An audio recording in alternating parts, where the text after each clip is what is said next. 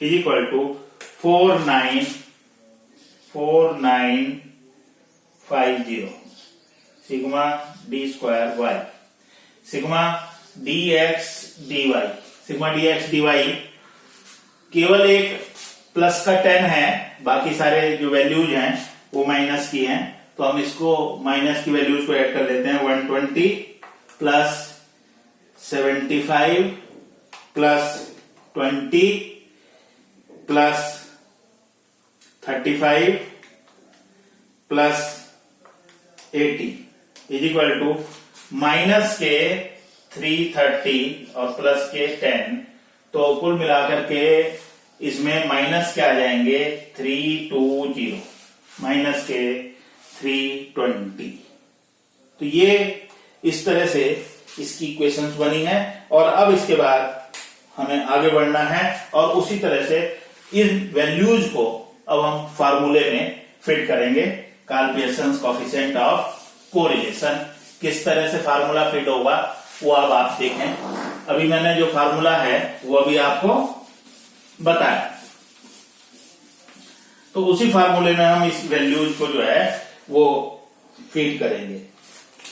R is equal to होगा sigma D X D Y, sigma D X D Y minus 320 minus sigma D X है minus के 7, sigma D Y है minus के 40 और upon आ जाएगा 7, क्योंकि n जो है वो इस क्वेश्चन में 7 दिए गए।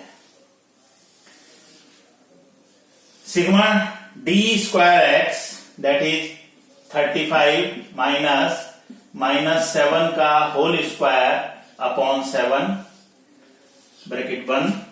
फिर again sigma D square Y 4950 minus अब सिग्मा डी वाई माइनस 40 है, माइनस 40 का होल स्क्वायर अपॉन 7, क्योंकि नंबर ऑफ आइटम्स 7 है। R is equal to minus 320 7 और 40 7 बन जा 7 और 40 से मल्टीप्लाई होगा तो 40 आ जाएगा। इसको कैलकुलेट करके 40 आ रहा है आपका, लेकिन माइनस माइनस प्लस हो गया, खुलने पर फिर माइनस हो जाएगा minus 40 upon bracket start 35 minus 7 का स्क्वायर हो जाएगा 49 को 7 से डिवाइड करेंगे 7 आ जाएगा और 35 माइनस 7 खुलने पर फिर वो माइनस हो जाएगा और 4950 माइनस 40 का जो स्क्वायर है वो 1600, 14 का जो स्क्वायर है वो 1600 है और 1600 को हमने डिवाइड करना है डिवाइडेड बाय 7 से, तो यह आ जाएगा 228.57। इसको कैलकुलेट करके ये आ गया आपका। और आगे बढ़ते हैं।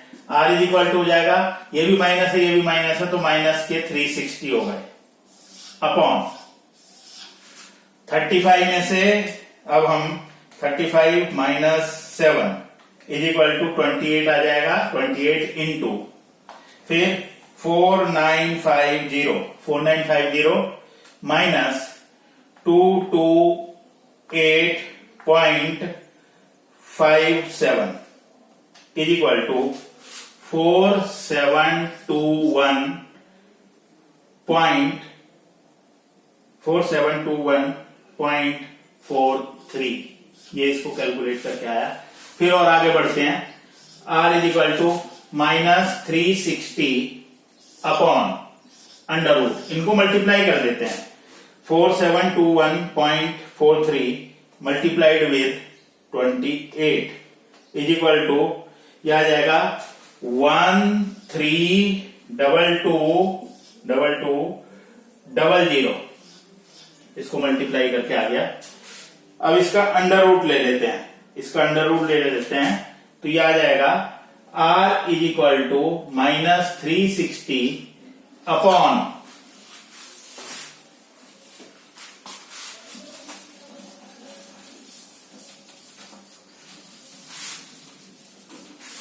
360 अपॉन 363.59। तो R इज इक्वल टू आ जाएगा माइनस। अब हम 360 को डिवाइड करेंगे 363.59 इज इक्वल टू आ जाएगा 0.99। That is your answer. That is your answer. Question में जो आपसे पूछा गया था, इसका जो कंक्लूजन आप लिखेंगे वो क्या था? इसमें जो आपसे पूछा गया था, एज और प्लेइंग हैबिट के बीच में कोरिलेशन आपसे पूछा गया था कि एज और प्लेइंग हैबिट के बीच में क्या कोरिलेशन होता है। आपका आंसर आया high degree of negative correlation. 0.99 आया, इसलिए हाई डिग्री हो गया, क्योंकि कल मैंने डिग्री की बात आपको बताई थी, कल की जो वीडियो आपको सेंड करी थी। तो high degree of negative correlation between the age and the playing habit, क्योंकि जैसे जैसे एज बढ़ती चली जाती है, हमारे जो खेलने की हैबिट है वो धीरे धीरे कम होती चली जाती है। जब तक बचपना रहता है हम ज्यादा खेलते हैं, और जैसे ही बचपना हमारे से दूर होता है, जितनी कम उम्र हमारी रहती है, तब हम ज्यादा खेलते हैं। तब प्लेइंग हैबिट जो है, बहुत सारे बच्चे मिल जाएंगे खेलने वाले, लेकिन जैसे जैसे हमारी उम्र बढ़ती चली जाती है, एज बढ़ती चली जाती है, तो हमारी जो प्लेइंग हैबिट है वो प्लेइंग हैबिट भी धीरे धीरे कम होने लग जाती है। इसीलिए आपने देखा होगा कि इसका आंसर नेगेटिव में आया है कि एज और प्लेइंग हैबिट में जो कोरिलेशन है, जो संबंध है, वो ऋणात्मक सहसंबंध जो है पाया जाता है। तो विद्यार्थियों, आपने देखा कि किस तरह से कार्ल पियर्सन के कोफिशिएंट ऑफ कोरिलेशन को आप कैलकुलेट कर सकते हैं, निकाल सकते हैं। लॉकडाउन चल रहा है और लॉकडाउन की इस अवधि में अभी यह भी तय नहीं है कि किस प्रकार से आपकी जो परीक्षाएं हैं वो परीक्षाएं ली जाएंगी, और कब आपके कॉलेज जो हैं वो स्टार्ट होंगे, किस समय जो है आपको कॉलेज में आने के लिए कहा जाएगा। लेकिन तब तक हमें चाहते हैं कि जो आपका पाठ्यक्रम है वो पाठ्यक्रम पूर्ण हो जाए। आपको यदि कोई समस्या आ रही है तो उस समस्या का हम निदान कर दें। आप हमारे से पूछ सकते हैं।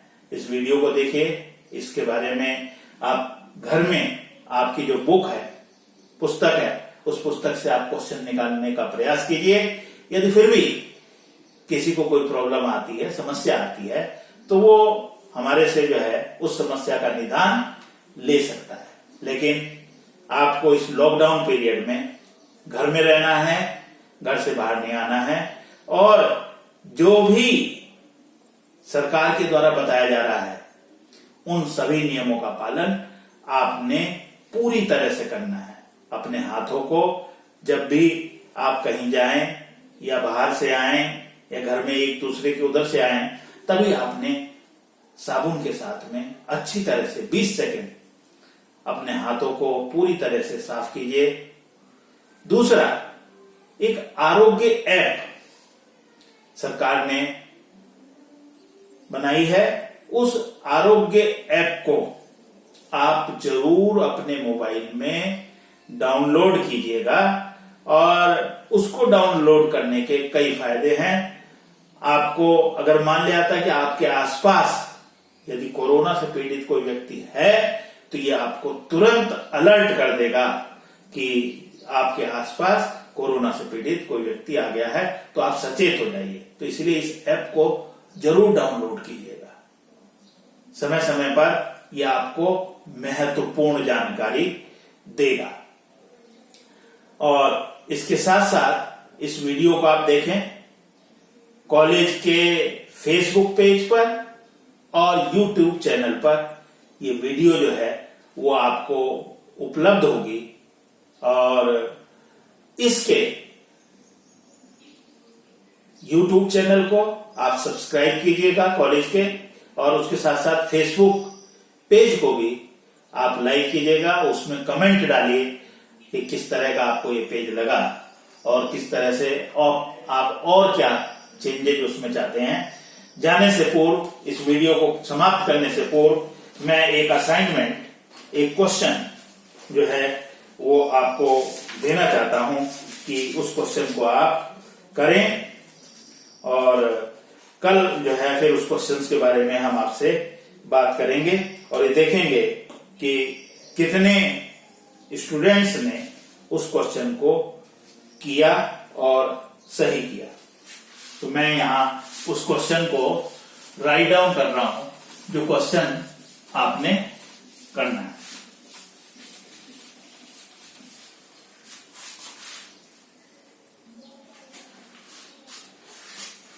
एक्स और वाई दो सीरीज दी हुई है। एक्स है 11, वाई है 30, फिर एक्स है 12 और ये है 29, फिर 13, 29, 14, 25, 15, 24, 16, 24, 17, 24, 18, 21, 19, 18, 20 and 15. This is the question, and that is the price and demand. ये प्राइस है और ये डिमांड है, ये जो वाई सीरीज है। और इन दोनों सीरीज के बीच में आपको फाइंड आउट करना है coefficient of correlation. 1 2 3 4 5 6 7 8 9 10 number of items जो आपको गिवन है, दैट इज 10। तो ये क्वेश्चन आपको घर से असाइनमेंट के रूप में सॉल्व करना है, और कल फिर जब आप इस क्वेश्चन को सॉल्व कर लें तो फिर आपसे अगले वीडियो में इसी चैप्टर में हम आगे चलेंगे। और नेक्स्ट जो क्वेश्चन है वो है स्पीयरमैन रैंक्स कोरिलेशन, उसके बारे में कल हम आपसे चर्चा करेंगे। तब तक के लिए आपको बहुत बहुत मैं ये कहना चाहूंगा कि घर में रहें और प्रसन्न रहें। घर के रह करके घर के जो काम है, कुछ ना कुछ क्रिएटिव वर्क, उसको आप जरूर करें।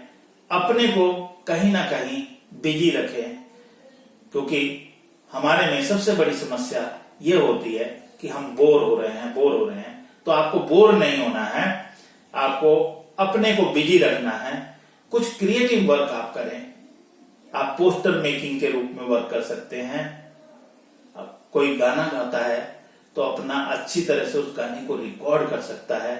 कोई लेखन का काम करता है, कविता लिखता है, तो आप उस लेखन के कार्य को कविता को लिख सकते हो। तो कुछ ना कुछ क्रिएटिव करो ना। फिर मिलते हैं कल आपसे फिर इसी चैप्टर के साथ में। तब तक के लिए बाय।